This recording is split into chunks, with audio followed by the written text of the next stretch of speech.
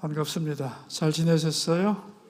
네, 오늘 우리 24과 하나님의 농사 방법에 대한 말씀을 나눕시다. 여기 293페이지 보면은 제 후배 목사님 얘기를 해놨는데, 세미나 인도하고 둘이 밥 먹다가 이 교회 어떻게 오게 됐냐 했더니만은 자기 고백을 하는 거예요. 저도 몰랐다고. 왜냐하면 그 교회가 꽤 큰 교회고 정통성이 있는 교회이기 때문에 아무나 갈 수 있는 교회가 아닌데, 자기는 특별히 스펙도 없고 뒷백도 없는데 원서는 내봤는데 올 거라고 생각은 못 해봤는데 어느 날 당회에서 보자고 그렇게 얘기를 했다는 거예요. 그래서 갔더니만은 쭉 물어보다가 어떤 목사가 되고 싶으냐, 늘 평소에 생각하던 대로 하나님 앞에 진실한 목사가 되고 싶다 했더니 그걸 위해 지금까지 뭘 했느냐고 묻더라는 거죠. 그 시간 뜨끔하더라는 거예요. 생각이 나는 게 없어서 저는 지난 교회에 있는 동안 새벽기도 한 번도 안 빠지고 나가서 기도하는 진실한 시간을 가졌다고. 대개 부목사님들도 새벽 예배 안 나오는 분 많거든요. 교회가 크고 교인들이 잘 모르면 안 나옵니다. 가족들은 말할 것도 없고. 본인은 이제 나름 하나님 앞에 기도하는 목사가 되겠노라 결심을 하고 그 얘기를 했는데, 알겠다고 하더니 그 교회에서 여러 가지 채널로 이 목사님이 부목 생활을 하는 교회에다가 성도들에게 물어본 거예요. 진짜 그 목사님이 새벽마다 와서 간절히 기도하는 목사님이었느냐. 근데 하필이면 말이죠, 그 이 목사님을 아는 분에게 물었다는 게 희한하잖아요. 그죠? 그리고 그분은 본대로 얘기했고, 과연 그 말이 진실되구나 생각하고, 여러 가지 스펙은 좀 떨어져도 진실한 목사, 기도하는 목사라는 걸 알고 그 교회로 가게 되었다 하는 거예요. 그리고 마지막 말이 굉장히 인상 깊었어요. 우리 293페이지 우리 밑에서 5째 줄. 저는 이 교회에 부임하면서 신앙이 자랐습니다. 하나님은 나의 모든 것을 보시는 분이구나. 그리고 아무리 길이 없는 것 같아도 하나님이 길을 여시면 되는구나. 그래서 결심을 했습니다. 이제부터는 사람 눈치 보지 말고 하나님 앞에 진실하겠노라고. 그래서 지금도 하나님만 바라보며 열심히 목회를 하고 있습니다. 하나님이 저를 다루는 방법을 아시는 것 같아요. 하나님이 길을 열어서 자기가 오게 된 거지. 자기의 객관적인 어떤 것으로는 올 수 없는 교회였다. 그런 고백이었습니다. 하나님이 나를 다룰 줄 안다. 그 말이 굉장히 와닿았어요. 하나님은 우리 각자를 다루는 방법을 알고 계시죠? 그게 오늘 과외의 주제예요. 과외 주제.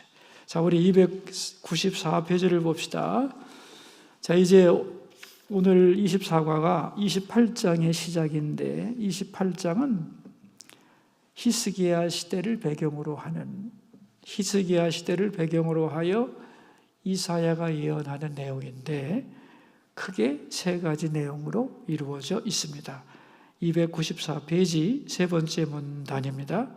28장의 내용은 3가지입니다. 찾으셨죠? 같이 읽읍시다. 첫째, 북이스라엘의 교만을 꾸짖습니다. 둘째, 인간적으로 완벽한 남유다의 계획을 꾸짖습니다. 셋째, 하나님의 농사 방법을 가르쳐 줍니다. 자, 첫 번째, 북이스라엘의 교만을 하나님이 꾸짖는데, 북이스라엘의 모습을 아주 간단하게 1절 한마디로 요약을 하고 있죠. 성경 읽읍시다. 에브라임의 술 취한 자들의 교만한 면류관은 화 있을진저 술에 빠진 자의 성 곧 영화로운 관같이 기름진 골짜기 꼭대기에 세운 성이여 쇠잔에 가는 꽃 같으니 화 있을진저 그랬어요. 에브라임. 여러분 에브라임이 누구 이름인 줄 아세요? 요셉에게는 두 아들이 있었죠. 큰 아들은 므낫세. 잊어버렸다는 뜻이죠. 요셉의 모든 고난을 하나님이 주신 축복 때문에 다 잊어버렸다. 그래서 므낫세, 과거에 대한 미움, 원수 갚지 않겠다. 그런 모든 고백을 담아서 므낫세, 잊어버림이라는 뜻. 자기 아들의 이름을 잊어버림으로 줬어요. 요셉이. 가슴에 와닿지 않아요. 이를 갈아도 절치부심할 수 있는데 다 이제는 잊었다. 왜? 나의 모든 고생, 억울함 다 하나님의 뜻 가운데 있는 것이라고 알았기 때문에 과거의 고통도 잊고 원망과 불평도 잊어버리고 잊어버림, 므낫세. 기가 막힌 이름입니다. 진짜 신앙 고백적 이름이에요. 그죠? 둘째 아들을 낳았는데 에브라임, 청성함, 크게 번성하리라. 앞으로 그런 이름으로 므낫세라는 이름을, 에브라임이라는 이름을 줬는데, 이 북이스라엘은 10지파잖아요. 남유다는 2지파고, 그죠? 베냐민과 유다 지파밖에 없어요. 남유다는 2지파예요. 북이스라엘 10지파는 어느 나라가 큰 거예요? 북이스라엘이 훨씬 큰 거예요.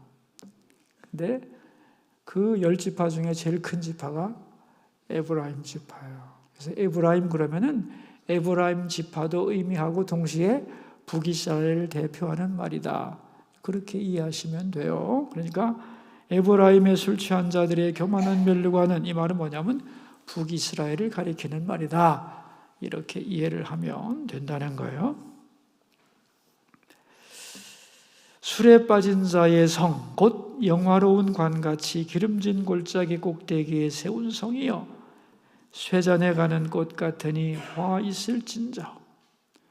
자, 이게 이제 북이스라엘에 대한 교만을 꾸짖는 하나님의 말씀이에요. 우리 다음 페이지 295페이지. 에브라임의 술 취한 자들, 이거는 북이스라엘의 지도자들을 말하는 것이다. 그들은 지금 술 취한 자같이 제정신이 아니다. 하나님이 보실 때는 아수르를 통해서 북이스라엘을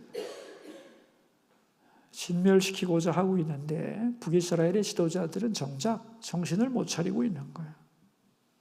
지금이 어떤 때냐 하면은 망하기 직전이라는 거예요. 그런데 북이스라엘은 자기 자랑을 하고 있는 거예요.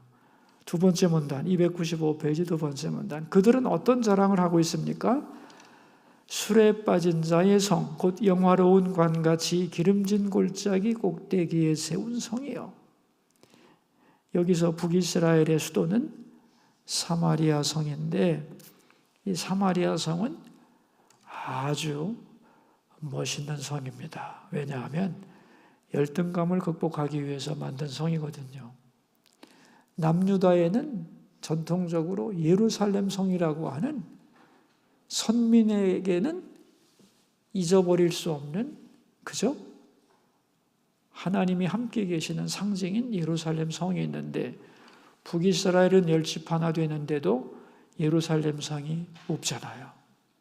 그러니까 예루살렘에 필적할 만한 멋있는 도성을 가져야 할 필요가 있었던 거예요. 그죠? 그래서 수도를 사마리아로 정하면서 사마리아 성을 세상에서 가장 아름다운 성으로 만들겠다.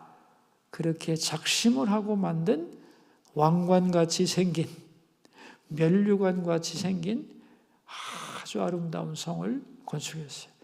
그게 사마리아 성입니다. 그래서 사마리아 성을 뭐라고 불렀느냐? 면류관, 그죠? 영화로운 관같이 기름진 골짜기 꼭대기에 세운 성이요. 아주 영화로움이 임금의 면류관같이 아름답다는 거예요. 그런데 사마리아 성 주변에는 뭐가 있느냐? 유명한 이스라엘 평야가 있어요. 샤론 평야도 있고, 갈멜산에 올라가서 사마리아의 그 이스라엘 평야를 보면은 끝이 없는 넓은 들판이에요. 아주 풍요로워. 기가 막혀요. 거기에 그냥 면류관 같이 빛나는 성이 하나 있는데 그게 사마리아 성입니다. 그 사마리아 성 사람들은 어떤 생각을 했느냐? 295페이지 세 번째 문단. 그래서 북이스라엘은 자랑했습니다. 같이 읽읍시다. 우리는 아름답다. 우리는 풍요롭다. 우리는 안전하다. 누가 우리에게 손을 대겠느냐 하고 스스로 교만의 면류관을 썼습니다. 그런데 하나님이 뭐라고 했느냐? 쇠잔에 가는 꽃 같으니 화 있을진저. 니네가 볼 때는 싱싱해서 영원히 번성할 것 같지? 다 시들었어, 이 녀석들아. 이제는 곧 망할 것이다. 그래서 어떻게 망할 것이냐? 다음 페이지 맨 위에 2절 말씀. 보라, 주께 있는 강하고 힘 있는 자가 쏟아지는 우박같이 파괴하는 광풍같이 큰 물이 넘침같이 손으로 그 면류관을 땅에 던지리니 에브라임의 술 취한 자들의 교만한 면류관이 발에 밟힐 것이라. 주께 있는 하나님의 도구로 사용되는 강하고 힘 있는 자, 이게 아수르를 의미하는 거예요. 내가 아수르를 동원하여 우박같이 파괴하는 그 광풍같이 큰 물이 넘침같이. 이야, 이거 대책 없죠. 홍수가 나고 태풍이 불고 하늘에서 우박이 내리면 누가 감당하겠어요? 박살나는 거지. 그래서 면류관을 땅에 던지겠다. 니네가 면류관이라고? 땅에 던질 거야. 그래서 교만한 면류관이 발에 밟힐 것이다. 그들이 하나님의 축복을 받아서 풍요하게 되고, 그죠? 아름다운 도성을 이루었는데, 감사하지 않고 자랑하면서 스스로 교만의 면류관을 지가 쓴 거예요. 하나님의 은총을 받았는데 지가 자기 능력으로 된 것처럼 교만의 면류관을 썼는데, 교만의 면류관은 내가 벗겨버릴 거야. 하나님의 말씀이 그런 뜻입니다. 그래서 여러분, 우리 296페이지 보시면 세 번째 문단, 그러면서 면류관에 대해 말씀합니다. 찾으셨어요? 같이 읽읍시다. 자기 스스로 쓰고 자랑하는 것이 교만한 면류관입니다. 교만한 면류관은 땅에 떨어지고 만드는 것입니다. 그런데 이것과는 다른 면류관이 있습니다. 그날의 만군의 여호와께서 자기 백성의 남은 자에게 영화로운 면류관이 되시며 아름다운 화관이 되실 것이라. 교만한 면류관의 반대 뭐예요? 영화로운 면류관. 이것은 하나님께 감사하며 충성하는 자에게 하나님이 씌워주는 면류관. 그게 무슨 면류관? 영광의 면류관, 영화로운 면류관. 하나님 자신이 면류관이 되어 주시겠다, 그런 얘기입니다. 그러니까 사람마다 다 면류관을 좋아하는데 둘 중에 하나를 쓰고 있는 거예요. 그죠? 교만한 면류관을 쓰든지 영화로운 면류관을 쓰든지. 자, 우리 다음 페이지 첫째 문단 한번 읽어봅시다. 저는 여러분이 이 세상을 살면서 하나님께 받은 많은 은혜를 가지고 스스로 교만한 면류관을 쓰지 않기를 바라고, 그것을 가지고 하나님을 기쁘시게 해서 하나님이 여러분에게 직접 씌워주시는 영광의 면류관을 다 받을 수 있기를 축원합니다. 여러분, 영광의 면류관을 다 받기를 바랍니다. 북이스라엘에게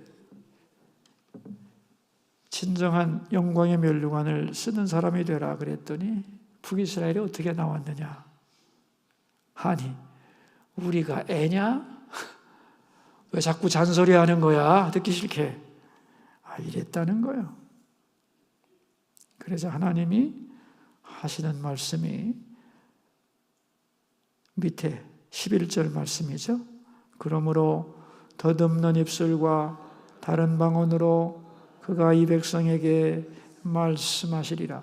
하나님이 이사야를 통하여 히브리어로 알아듣기 쉽게 돌아오라고 외치는데도 귀때기를 막고 있으니 너희들은 이제 니네가 이해 못하는 아수르의 말로 너희들을 교정하겠노라, 그런 뜻입니다. 그래서 북이스라엘이 아수르에 망하는 거예요. 우리 지난주 주일날 설교 들을 때 사마리아 여인 얘기, 사마리아 사람들이 왜 유다 사람들에게 무시받았다고 그랬죠? 아수르가 북이스라엘을 멸망시키고 이 사마리아에다가 여러 종류의 이민족을 강제 이주시켜가지고 사마리아 사람들의 피를 싹 섞어버려요. 이스라엘의 모든 피를 더럽혀버려요. 그래서 사마리아 사람들은 혼혈족이 돼버려요. 그래서 남유다 사람들이 사마리아 사람들을 이방인 개처럼 취급을 했다 얘기 들었죠? 예? 그렇게 해서 망하는 거예요, 사마리아가. 자, 그래 두 번째 주제 298페이지로 가서, 자, 북이스라엘인데 이렇게 예언했는데 북이스라엘은 말을 듣지 않고, 그러자 이제 이사야는 남유다를 향하여 예언을 합니다. 예언의 말씀을 한번 읽어봅시다. 이러므로 예루살렘에서 이 백성을 다스리는 너희 오만한 자여, 여호와의 말씀을 들을지어다. 너희가 말하기를 우리는 사망과 언약하였고 수월과 맹약하였은즉 넘치는 재앙이 밀려올지라도 우리에게 미치지 못하리니 우리는 거짓을 우리의 피난처로 삼았고 허위 아래에 우리를 숨겼음이라 하는도다. 이제 예루살렘이 등장하잖아요. 그죠? 예루살렘은 남유다의 수도잖아요. 그죠? 그런데 이 예루살렘에서 백성을 다스리는 지도자들이 어떻대요? 오만하다는 거예요. 오만하다. 그래서 하나님께로 돌아오라 그랬더니 그들이 뭐라고 그랬느냐? 사망과 언약하였고 스올과 맹약하였다. 스올이라고 하는 것은 죽은 자가 들어가는 어두운 지하 세계를 의미하는 말입니다. 사망과 스올이 비슷한 개념이죠. 사망과 언약하고 스올과 맹약했다. 이게 무슨 말일까요? 사망. 우리 계약을 맺자. 절대로 우리를 부르지 않기로.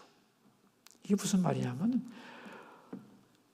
죽지 않을 방법을 다 만들어 뒀다 이거야. 아무리 환경이 죽을 수밖에 없고 수월에 들어갈 수밖에 없는 어려운 처지가 올지라도 우리는 그걸 다 피해갈 만한 완벽한 대책을 마련해 두었다.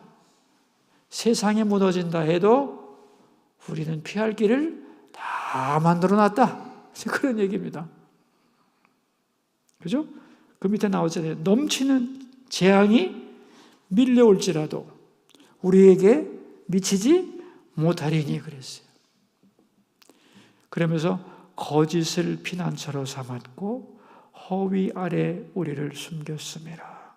이게 무슨 말이냐면요. 하나님의 안전한 품이 아니고 인간의 권모술수라고 하는 거짓된 방법, 헛된 것을 피난처로 삼고 어떤 환경 속에서도 죽지 않을 길을 다 대피해 놨다. 마련해 놨다. 그런 얘기죠. 그러자 이사야가 하는 말이 뭐냐? 완벽한 계획을 세웠다고? 하나님을 떠난 완벽한 계획은 아무 소용없다. 그렇게 설명을 하는 거예요. 그러면서 이제 하나님이 이사야를 통하여 세 번째 주제, 그게 하나님의 농사 방법이다 하는 거예요. 자, 우리 298페이지 맨 마지막에 보면 하나님의 농사 방법이 세 가지로 나오죠. 자, 농사하는 사람은 다 알 거예요. 첫째가 뭐예요? 밭을 갈아야죠. 그죠? 잡초 뽑고 돌 제거하고 굳은 땅을 부드럽게 만들고, 그죠? 쟁기로 땅을 곱게 갈아야 하는 거죠. 그게 농사 1단계. 두 번째 단계는, 그 다음에 뭐 해야 돼요? 씨를 뿌려야죠, 뭐. 그죠? 다 땅을 간 다음에 씨를 뿌리는데, 씨에는 한 종류만 있나요? 아니죠? 그래서 우리 299페이지 가운데 성경 구절을 읽읍시다. 지면을 이미 평평히 하였으면 소회향을 뿌리며 대회향을 뿌리며 소맥을 줄줄이 심으며 대맥을 정한 곳에 심으며 귀리를 그 가에 심지 아니하겠느냐? 이거 농사 졌던 사람은 금방 아는 거예요. 농사 지을 때는 종자에 따라서 토양에 따라서 다 심는 방법, 그죠? 위치 다 달라지는 거예요. 물을 싫어하는 종자는 비탈이나 모래밭에다 해야 되는 거고, 그죠? 물을 좋아하면 치늘귀에다가 해야 되는 거고, 그죠? 심는 게 있는가 하면 뿌리는 게 있고, 다시 말하면 종자마다 씨 뿌리는 방법이 다 다르다. 그런 얘기. 자, 세 번째가 뭐예요? 씨를 뿌렸으니 이제 그것이 자라서 열매를 맺으면 이제는 추수를 해야 되는데, 알곡을 얻으려면 타작을 해야 된다. 그런 얘기입니다. 그러면은 타작을 하려면 껍질을 벗겨야 되는데, 이게 타작 방법이라는 거예요. 다 아는 얘기죠? 깨를 추수하려면 멍석 갖다가 깨밭으로 가는 겁니다. 그죠? 가져올 필요가 없어요. 가져오다가 다 빠져나가니까. 현장에서 톡톡톡톡 털면 깨는 쏙쏙 빠져나와요. 그죠? 그러면 거기서 자루에 담아가지고 깨는 메고 오면 되는 거예요. 근데 어떤 곡식은 그렇게 하면 안 되고 도리깨질을 해야 되는 거예요. 도리깨질, 그죠? 도리깨 아시죠? 네. 이렇게 하면은 턱턱 떨어지도록 굴러가게 만든, 막대기로 만든 도리깨. 근데 도리깨로 안 되는 것도 있다는 거예요. 도리깨는 인간의 힘이니까 수레바퀴를 돌려야, 그 무거운 거로 딱딱하게 눌러야 깨져서 알곡을 거둘 수도 있고, 수레바퀴로 안 되면 말발굽. 말발굽은 좁으니까 압력이 더 세잖아요. 그죠? 타작 방법이 다 나온다는 거예요. 300페이지 한번 성경 구절 읽어봅시다.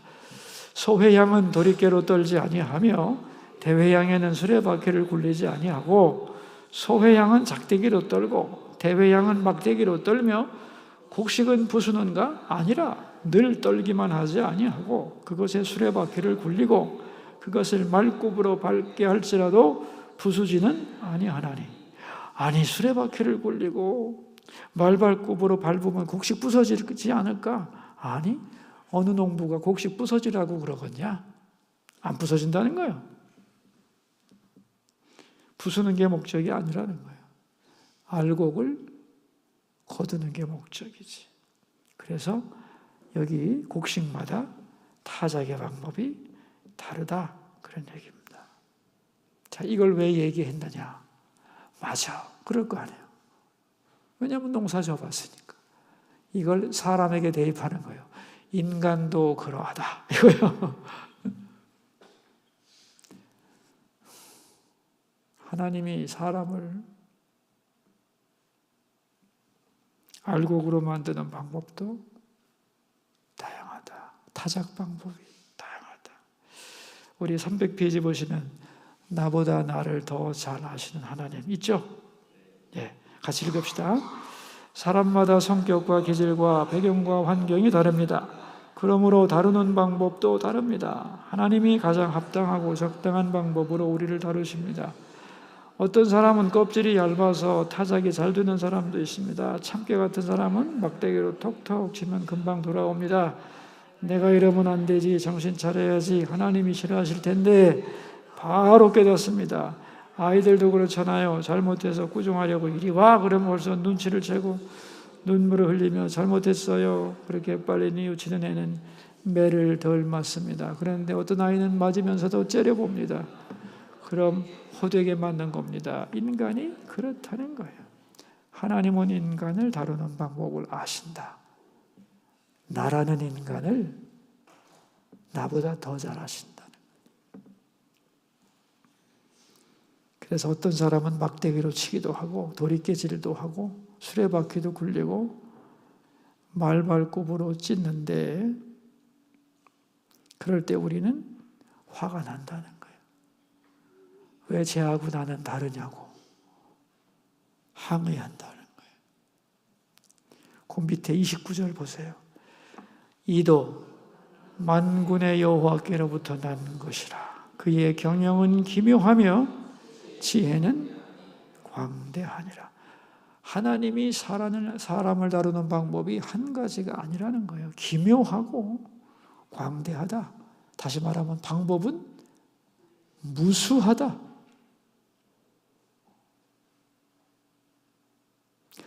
어떻게 우리를 다뤄야 되는지를 정확하게 아신다. 나를 다루는 방법을.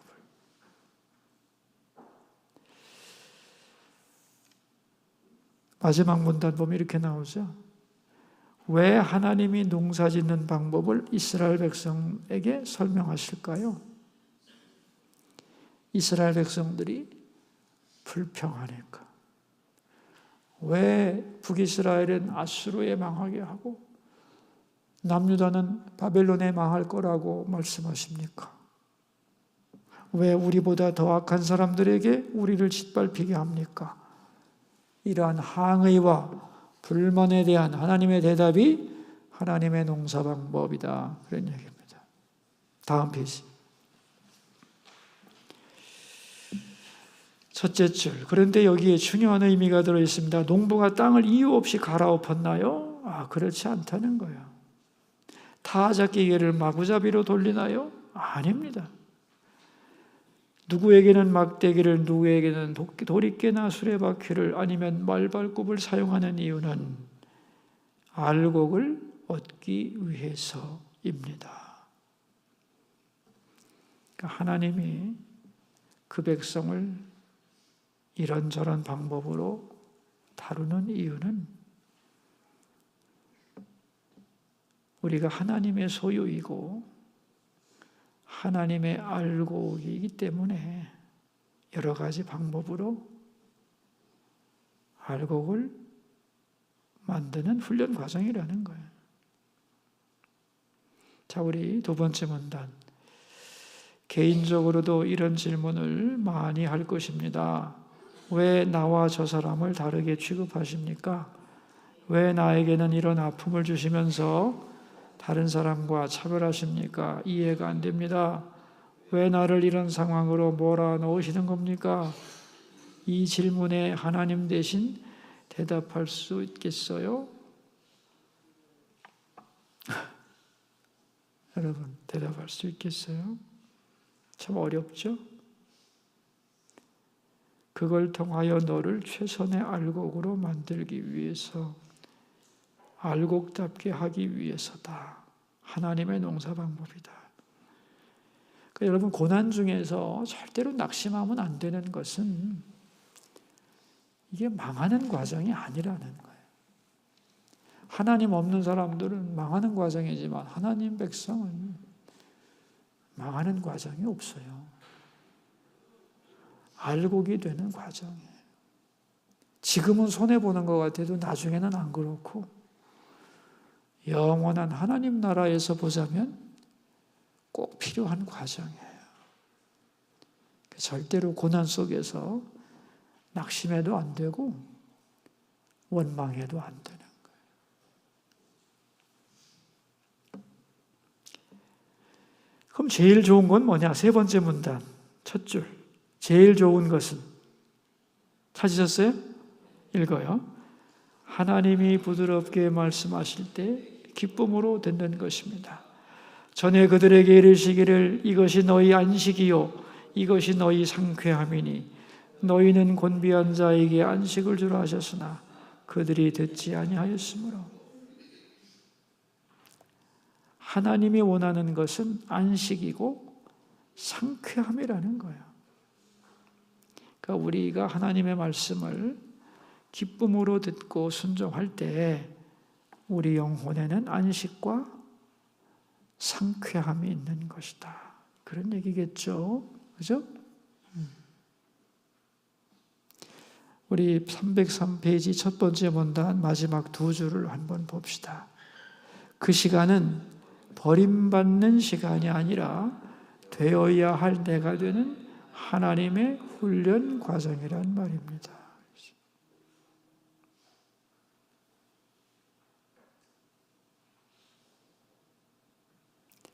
그러니까 우리가 이제 하나님께로 돌아오지 않고 취하는 방법이 북이스라엘과 남유다가 가지는 방법과 똑같아요.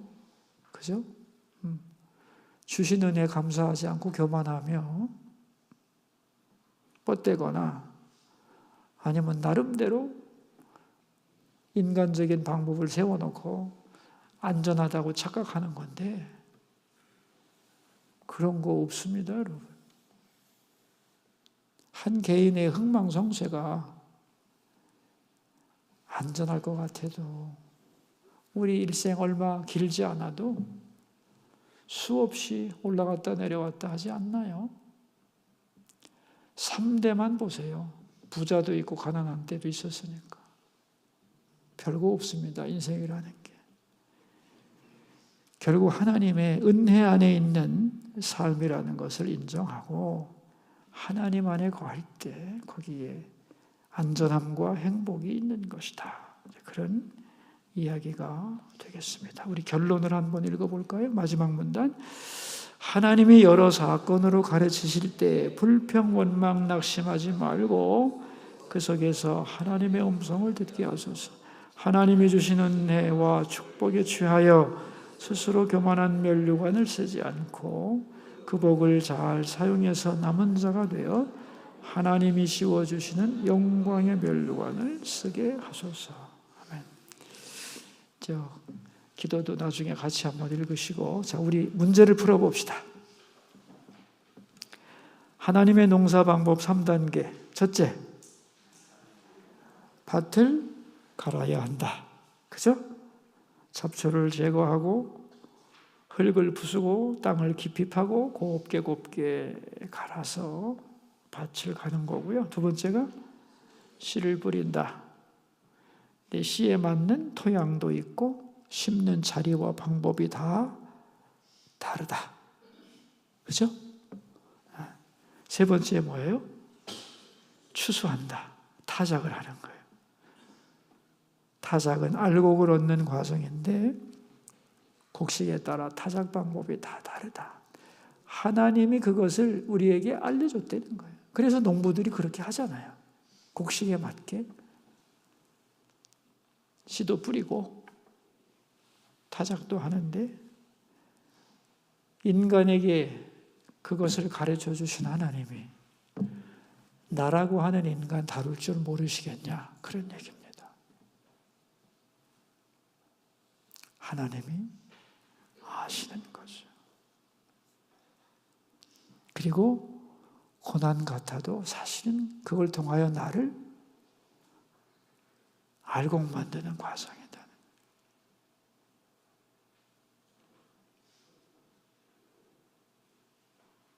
버리지 않고. 이스라엘 백성들이 버렸다고 원망하는 거 아니에요. 버리려고 하는 게 아니죠. 때 빼고 광내는 거죠. 알곡답게 하나님과 영원히 함께 할 수 있는 사람으로 만들어가는 거죠. 자, 두 번째 문제. 하나님께서 나를 다루시는 방법이 있다면 무엇인가요? 그때 우리가 하나님을 대하는 가장 좋은 방법은 무엇일까요? 하나님 우리 어떻게 다루세요? 먼저는 말씀으로 다루세요. 말씀으로. 부드러운 말씀으로 다루세요. 그 부드러운 말씀에 기쁨으로 순종하면 최고예요. 안식과 평안이 있어요. 상쾌함도 있고. 근데 말씀으로 안 돼. 기쁨으로 순종을 안 해. 그럼 조금 더 센 말씀이 있어요. 그게 고난입니다. 고난. 사건으로 주는 말씀, 조금 더 힘들죠.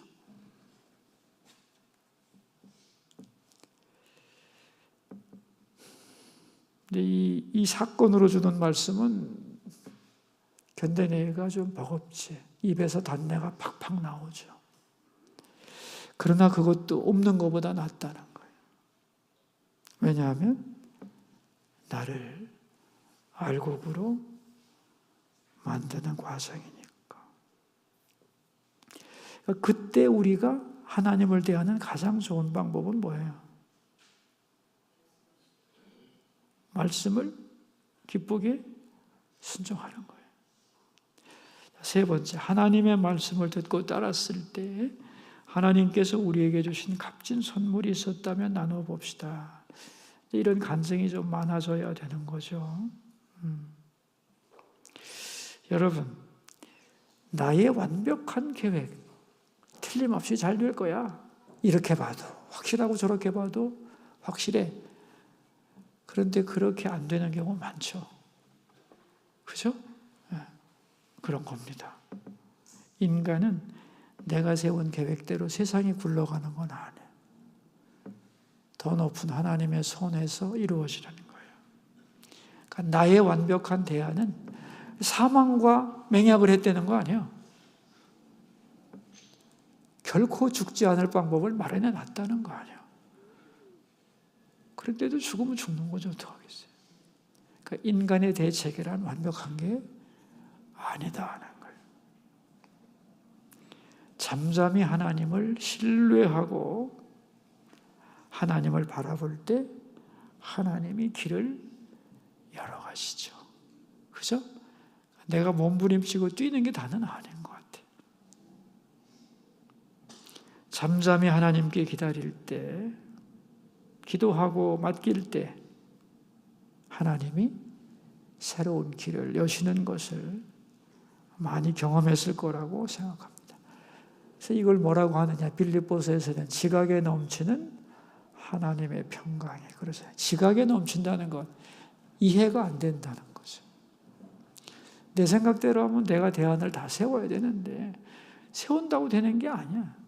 세울 수도 없고 가만히 아무것도 할 수 없이 가만히 있을 때 하나님이 새 길을 여시는 은혜 많습니다.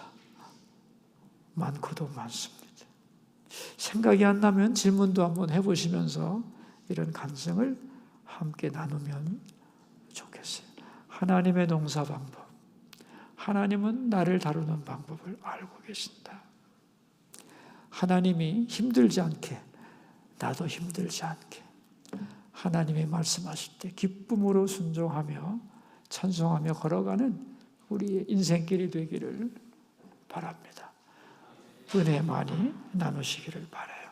기도하고 마칩시다. 하나님 아버지, 여기 아름다운 주님의 자녀들이 있습니다. 교구장, 구역장, 권찰로 부름받아 소그룹을 인도하게 될 텐데 함께 모여서 말씀을 나누는 가운데 참여한 모두가 하나님의 말씀을 읽고 들으면서 스스로 깨달을 수 있게 하소서. 교만의 면류관을 쓰면 안 되겠구나. 영광의 면류관을 써야지. 내가 만드는 대안이 완벽한 게 아니구나. 하나님의 은총이 중요한 것이다. 계획도 세우고 노력도 하지만 결과는 하나님께 맡기고 그 은총을 구하는 주의 자녀들이 되기를 기도합니다. 남과 나는 왜 다른가? 왜 하나님은 나에게는 이렇게 대하시고 저 사람은 저렇게 대하시는가?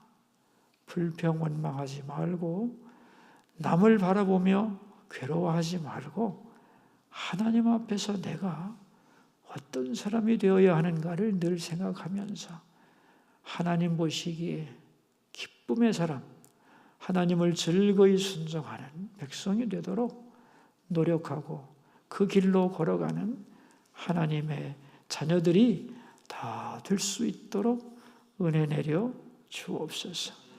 하나님, 나의 완벽한 계획이 다가 아니고 나를 향한 하나님의 계획과 뜻이 이루어지기를 바라는 마음으로 살아가는 주님의 자녀들이 다 될 수 있도록 하시고, 우리에게 교만을 물리쳐 주시고 원망 불평도 다 사라지게 하시고, 하나님께 감사하며 기뻐하며 날마다 주님과 동행하는 우리의 삶이 되게 하옵소서.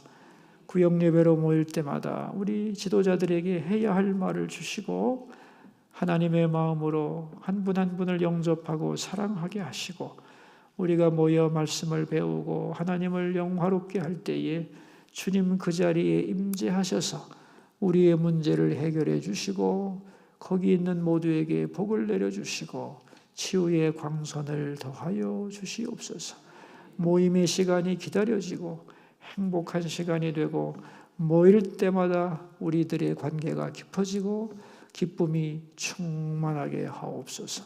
존귀하신 예수님 이름으로 기도하옵나이다. 아멘. 여러분 수고하십시오. 감사합니다. 네.